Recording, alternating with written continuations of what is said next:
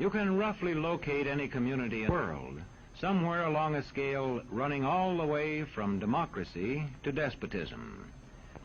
One to the democracy end, another somewhere in the middle, and a third. Let's find out about despotism. This man makes it his job to study these things. Well, for one thing, avoid the comfortable idea that the mere form of government can of itself safeguard a nation against despotism. Germany, under President Hindenburg, was a republic. And yet in this republic, an aggressive despotism took root and flourished under Adolf Hitler. When a competent observer looks for signs of despotism in a community, he looks beyond fine words and noble phrases. For which it stands, one nation, indivisible, with liberty and justice for all. Many observers have found that two workable yardsticks help in discovering how near a community is to despotism: the respect scale and the power scale. A careful observer can use a respect scale to find how many citizens get an even break. As a community moves towards despotism, respect is restricted to fewer people. A community is low on a respect scale if common courtesy is withheld from large groups of people on account of their political attitudes. If people are rude to others because they think their wealth and position gives them that right, or because they don't like a man's race or his religion.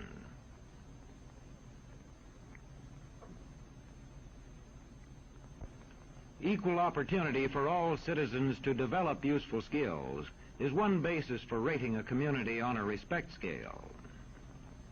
The opportunity to develop useful skills is important, but not enough.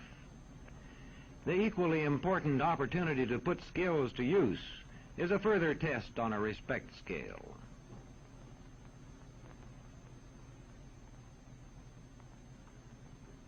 A power scale is another important yardstick of despotism. It gauges the citizens' share in making the community's decisions. Communities which concentrate decision-making in a few hands rate low on a power scale and are moving towards despotism. Like France under the Bourbon kings, one of whom said, "The state, I am the state." Today, democracy can ebb away in communities whose citizens allow power to become concentrated in the hands of bosses. What I say goes, see? I'm the law around here. The test of despotic power is that it can disregard the will of the people. It rules without the consent of the governed. Look beyond the legal formalities of an election in measuring a community on the power scale to see if the ballot is really free. If the citizens can vote only the way they're told, a community approaches despotism. When legislatures become ceremonial assemblies only and have no real control over lawmaking, their community rates low on a power scale.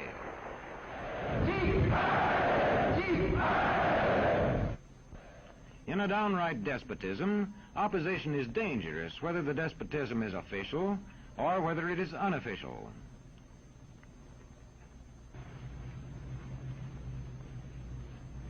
The spread of respect and power in a community is influenced by certain conditions, which many observers measure by means of the economic distribution and information scales.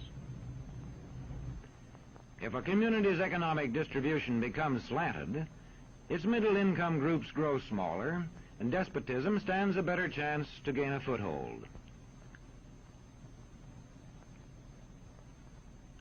Where land is privately owned, one sign of a poorly balanced economy is the concentration of land ownership in the hands of a very small number of people.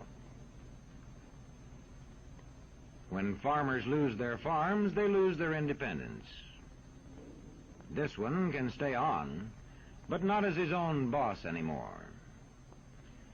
To the extent that this condition exists throughout a nation, the likelihood of despotism is increased. In communities which depend almost entirely on a single industry, such as a factory or mine, maintaining economic balance is a challenging problem.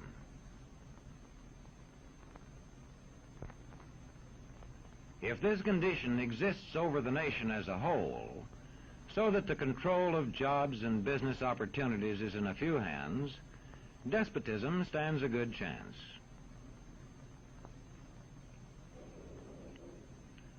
Another sign of a poorly balanced economy is a taxation system that presses heaviest on those least able to pay.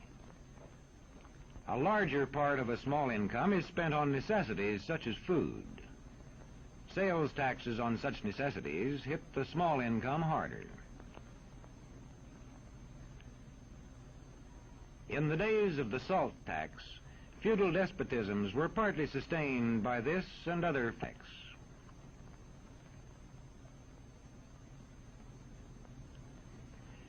A community rates low on an information scale when the press, radio, and other channels of communication are controlled by only a few people, and when citizens have to accept what they're told. In communities of this kind, despotism stands a good chance. See how a community trains its teachers. Bear this in mind. Young people cannot be trusted to form their own opinions. This business about open-mindedness is nonsense. It's a waste of time trying to teach students to think for themselves. It's our job to tell them. And when teachers put such training into practice, despotism stands a good chance. These children are being taught to accept uncritically whatever they're told. Questions are not encouraged. How can you ask such a question? Have you got a textbook? Yes, ma'am. Does it say here that our law courts are always just? Yes, ma'am. Then how dare you question the fact? Sit down. And so we aren't surprised when... But it must be true. I saw it in this book right here. And if books and newspapers and the radio are efficiently controlled, the people will read and accept exactly what the few in control want them to. Government censorship is one form of control. A newspaper which breaks a government censorship rule can be suspended. It is also possible for newspapers and other forms of communication to be controlled by private interests. I thought I told you to kill that story. It'll cost us a lot of advertising. If that story goes out, I quit. All right.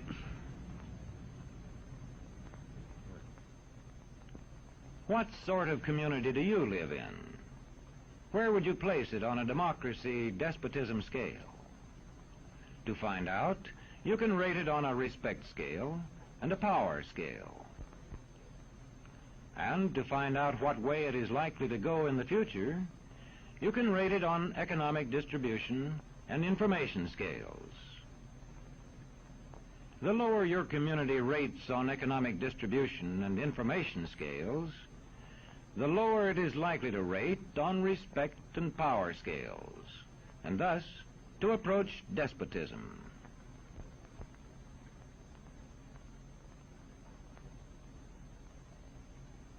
What happens in a single community is the problem of its own citizens.